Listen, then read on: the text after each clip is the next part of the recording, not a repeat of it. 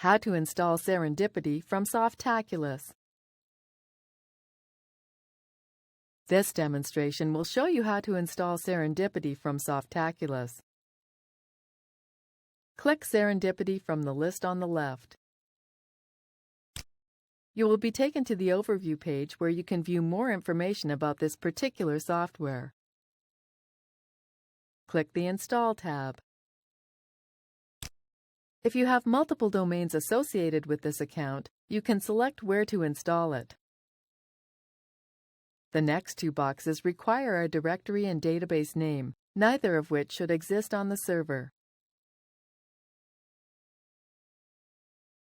Under Site Settings, enter a site name and description.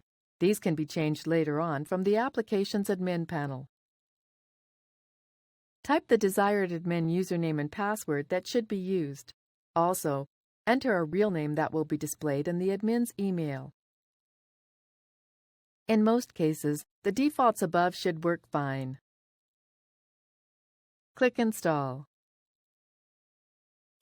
After a moment, the software will be installed. Once finished, you can view your new site by clicking this link. Here is our new blog, which is ready to be used.